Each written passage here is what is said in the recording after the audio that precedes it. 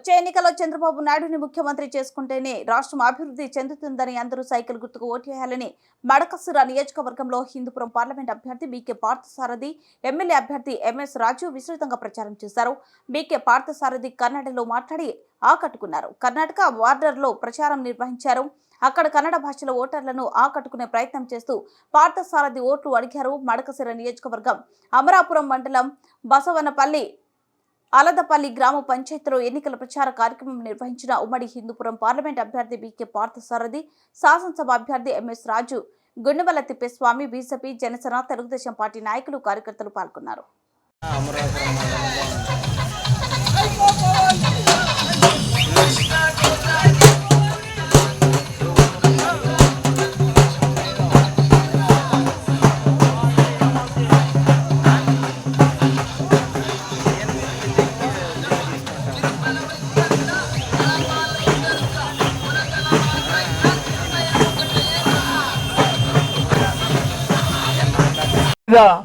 ಎಲ್ಲ ಗಣ್ಯರಿಗೆ, ಇಲ್ಲಿ ಬಂದಿರೋವರೆಲ್ಲ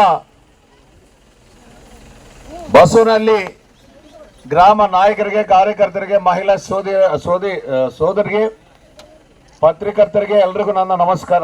ಕನ್ನಡದಲ್ಲೇ ಮಾತಾಡ್ತಾ ಇದ್ದೀನಿ, ಟ್ರೈ ಮಾಡ್ತಾ ಇದ್ದೀನಿ. ಬಂದಿದೆ, ಇನ್ನು 13 ದಿವಸ ಮಾತ್ರ ಇದೆ. 13ನೇ ತಾರೀಕು ಎಲೆಕ್ಷನ್ ಇದೆ. ಆದರೆ ನಿಮಗೆ ಗೊತ್ತು, 5 ವರ್ಷ ಆಯ್ತು ವೈಎಸ್ಆರ್ ಪಾರ್ಟಿ ರೂಲಿಂಗ್ ಬಂತು. ಆದ್ರೆ ಏನ್ ಕೆಲಸ ಮಾಡಿದ್ರೆ ಹೇಳ್ಬೇಕು ನೀವೆಲ್ಲ. ಇವಾಗ ಏನಾರ ಕೆಲಸ ಮಾಡಿದಾರಾ? ಮಾಡಿಲ್ವಾ? ನೀನು ಒಬ್ಬರೇ ಅಲ್ಲ, ಅವರೆಲ್ಲ ಸುಮ್ಮನೆ ಇದ್ದಾರ. ಏನಾರ ಮಾಡಿದಾರ ನಿಮ್ಮ ಬಸವನಹಳ್ಳಿ ಪಂಚಾಯತ್ಗೆ? ಮಾಡಿಲ್ಲಲ್ವಾ? ಆದ್ರೆ ನಾವು ಹೇಳೋದೊಂದೇ ಒಂದು, ಈಗ ಎಂಎಸ್ ರಾಜು ಹೇಳಿದಾಗ ಈಗ ನಮ್ಮ ತಕ್ಷಣ ಕರ್ತವ್ಯ ಏನಂದ್ರೆ, ಈಗ ಬಿಸಿಲು ಕಾಲ ಬಂದಿದೆ. ಮುಂಚೆ ವರ್ಷ ಮಳೆಗೆಲ್ಲ ಬರಲಿಲ್ಲ, ಈಗನೂ ಇನ್ನು ಬರಬೇಕಾಗಿದೆ. ಆದರೆ ಒಂದು 3-4 ವರ್ಷ ಮಳೆ ಬಂದಿಲ್ಲ. ಆದರೆ ಏನಾಗ್ತದೆ ಇಲ್ಲಿ ಈ ಪ್ರಾಂತ ಏನಾಗ್ತದೆ? ವಿಷಯ ಕುಡಿಬೇಕು. ಯಾಕಂದ್ರೆ ನಮ್ಮ ಮಕ್ಕಳನ್ನ ಯಾವ ವಿಧಂగా ಬೆಳೆಸ್ತೀವೋ ಆ ವಿಧವಾಗಿ ಏನು ಅಡಿಕೆ ತೋಟ, ಮತ್ತೆ ಕೊಬ್ಬರಿ ತೋಟ, ಮತ್ತೆ ರೇಷ್ಮೆ, ಮತ್ತೆ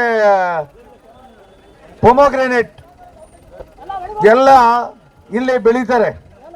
ಆದ್ರೆ ಸುಮ್ಮನೆ ಇರೇನು ಬೆಳೆಯುವಾಗ ಆ ಮಳೆನೇ ಬಂದಿದ್ರೆ ಅಲ್ಲಿ ಏನ್ ಮಾಡ್ತೀರಿ ನೀವೆಲ್ಲ?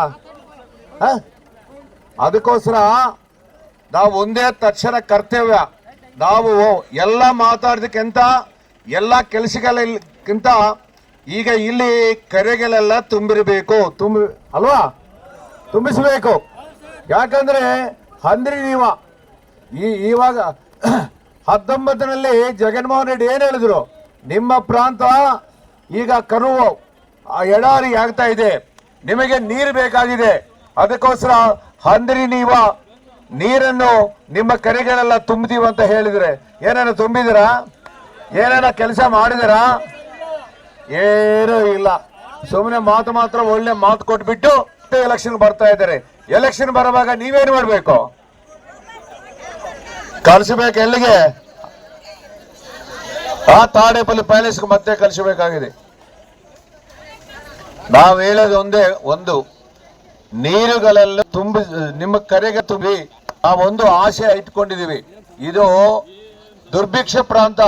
ಈ ಪ್ರಾಂತಕ್ಕೆ ನೀರು ಕೊಟ್ರೆ ಅಡಿಕೆ ಬ್ರಹ್ಮಾಂಡಕ್ಕೆ ಬರ್ತದೆ, ಕೊಬ್ಬರಿ ಎಣ್ಣೆ ಬರ್ತದೆ, ಪೊಮೊಗ್ರೆನೇಟ್ ಮತ್ತೆ ಅರಟಿ, ರೇಷ್ಮೆ ಎಲ್ಲಗಳ ಇದು ಮಾಡಬಹುದು, ಕೆಲಸ ಮಾಡಬಹುದು. ಅದಕ್ಕೋಸ್ಕರ ನೀವೆಲ್ಲ ಧನವಂತರಾಗಬಹುದು. ಇಲ್ಲದಿದ್ರೆ ಏನಾಗ್ತಾರೆ?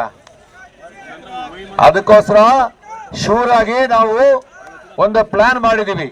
ಎಲ್ಲಿಂದ? ಈಗ ನಿಮಗೆ ಬರುವಾಗ ವಾಟರ್ ಬರಬೇಕಾದ್ರೆ ಹಂದ್ರಿ ರೊದ್ದಮಿಂದ ಸೋಮಂದೇಪಲ್ಲಿಂದ ಚಿಲ್ಮತ್ತೂರಿಂದ ಲೇಪಾಕ್ಷಿಯಿಂದ ಹಿಂದೂಪುರ ರೂರಲ್ ಮತ್ತೆ ಪರಿಗಿ ಆದ್ಮೇಲೆ ನಿಮಗೆ ಬರಬೇಕಾಗ್ತದೆ 160 ಕಿಲೋಮೀಟರ್. ಈಗ ಅದು ಬೇಡ. 30 ಕಿಲೋಮೀಟರ್ದಲ್ಲೇ ನಿಮಗೆ ಮಡಕಸಿರಕ್ಕೆ ನೀರು ಬರಬೇಕಂತ ಒಂದು ಪ್ಲಾನ್ ಇಟ್ಕೊಂಡಿದೀವಿ. ಅದು ಎಲ್ಲಿಂದ ಆದ್ರೆ ಅರ್ಧಾಕಲ್ಪಲ್ಲಿ ಅಂದಿದ್ದು ನೀವು ನೋಡಿದ್ರಲ್ವಾ, ಎಲ್ಲಿ ರೊದ್ದಂ ಮಂಡಲದಲ್ಲಿ ಅರ್ಧಾಕಲ್ಪಲ್ಲಿ ಅಲ್ಲಿ ಅಂದ್ರೆ ನೀವು ಕೆನಾಲ್ ಹೋಗ್ತಾ ಇದೆ. ಆ ಕೆನಾಲ್ದಲ್ಲಿ ಶಾರ್ಟ್ ಕಟ್ ಕೆನಾಲ್ ಅನ್ನು ಮಡಕಸಿರಕ್ಕೆ ತರ್ತೀವಿ, ಮಡಕಸಿರಕ್ಕೆ ತರ್ತೀವಿ. ಆ ನೀರು ಬಂದ್ರೆ ನಿಮ್ಮೆಲ್ಲ ಅದೃಷ್ಟ ಆಗ್ತೀರಿ ಅಲ್ಲ, ಅದು ಒಂದು ಕೆಲಸ ಅಸಲ ಇಲ್ವಾ? ಬೇಕಾದ ವರ್ಷ ಕೈ ಎತ್ತಿರಿ, ಕೈ ಎತ್ತಿದ್ರ ನೀವೇನು ಕೈ ನಾವು ಗೆಲ್ಲದಿದ್ರೆ ಮಾತ್ರ ಅದು ಸಾಧ್ಯವಾಗುತ್ತದೆ. ಸುಮ್ಮನೆ ಕೈ ಎತ್ತಿ ಬಿಟ್ಬಿಟ್ಟು ಲಾಸ್ಟ್ ಟೈಮ್ ಹೆಂಗಾಗಿದೆ ಮತ್ತೆ ಹಂಗಾಗುತ್ತದೆ, ಹಂಗ ಆಗಬಾರದು.